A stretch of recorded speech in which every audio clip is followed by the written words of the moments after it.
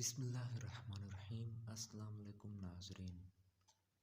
حضرت رابعہ بصریہ سرکار رحمۃ اللہ علیہ کے پیدائش کی دلچسپ کرامات آپ کے ساتھ شیئر کرتے ہیں۔ ناظرین، آپ کی پیدائش کی تاریخ بعض مورخین نے 97 ہجری لکھی ہے۔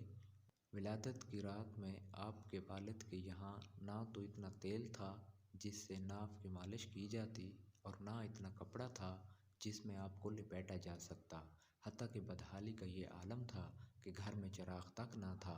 اور چونکہ آپ اپنی 3 بہنوں کے بعد پیدا ہوئیں، اسی مناسبت سے آپ کا نام رابعہ رحمۃ اللہ علیہ رکھا گیا۔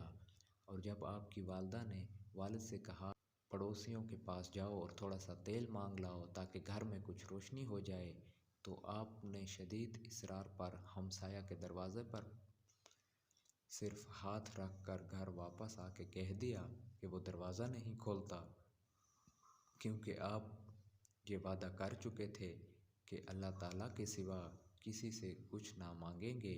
اسی پریشانی میں نیند آ گئی تو خواب میں حضور صلی اللہ علیہ وآلہ وسلم کی زیارت ہوئی اور آپ نے تسلی دیتے ہوئے فرمایا کہ تیری یہ بچی بہت ہی مقبولیت حاصل کرے گی اور اس کی شفاعت سے میری امت کے 1000 آدمی بخش دیے جائیں گے۔ اس کے بعد حضور صلی اللہ علیہ وسلم نے فرمایا کہ والی بصرہ کے پاس ایک کاغذ پر یہ لکھ کر لے جاؤ کہ ہر دن 100 مرتبہ مجھ پر درود شریف بھیجتا ہے اور جمعہ کی رات میں 400 مرتبہ، لیکن آج جمعہ کی جو رات گزری ہے اس میں تو درود شریف بھیجنا بھول گیا، لہٰذا بطور کفارہ حامل حاضہ کو 400 دینار دے دے۔ صبح کو بیدار ہو کر آپ بہت روئے اور خط لکھ کر دربان کے ذریعہ والی بصرہ کے پاس بھیج دیا۔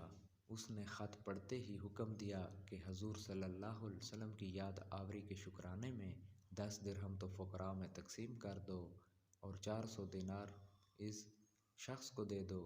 اس کے بعد والی بصرہ تعظیماً خود آپ سے ملاقات کرنے پہنچا اور عرض کیا کہ جب بھی آپ کو کسی چیز کی ضرورت ہوا کرے مجھ سے مطلع فرما دیا کریں۔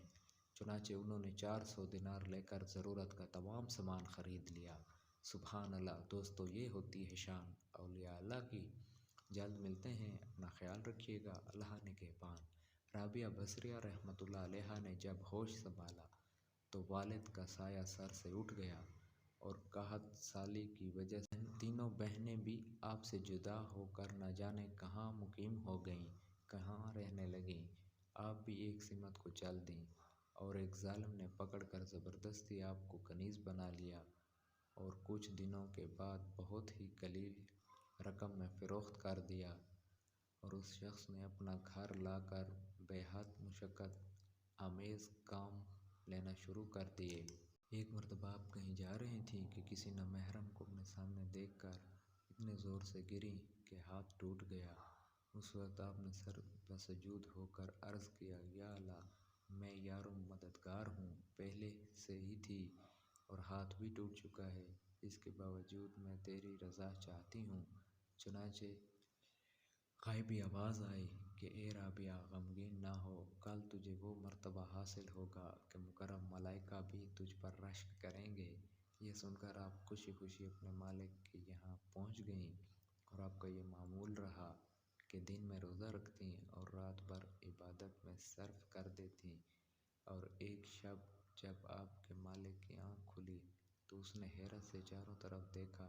اس وقت ایک گوشہ میں آپ کو سر بسجود پایا اور معلق نور آپ کے سر پر فروزاں دیکھا، جبکہ آپ اللہ تعالیٰ سے یہ عرض کر رہی تھیں کہ اگر میرے بس میں ہوتا تو ہمہ وقت تیری عبادت میں گزار دیتی، لیکن چونکہ تو نے مجھے غیر کا محکوم بنا دیا ہے اس لیے تیری بارگاہ میں دیر سے حاضر ہوتی ہوں۔ یہ سن کر آپ کا آقا بہت پریشان ہو گیا اور یہ سوچا کہ مجھے تو اپنی خدمت لینے کے بجائے الٹی ان کی خدمت کرنی چاہیے۔ چنانچہ صبح ہوتے ہی آپ کو آزاد کر کے استدعا کی کہ اگر آپ یہیں قیام فرمائیں تو میرے لیے باعث سعادت ہے۔ ویسے آپ اگر کہیں اور جانا چاہیں تو آپ کو اختیار ہے۔ یہ سن کر آپ حجرے سے باہر نکل آئیں اور ذکر و شغل میں مشغول ہو گئیں۔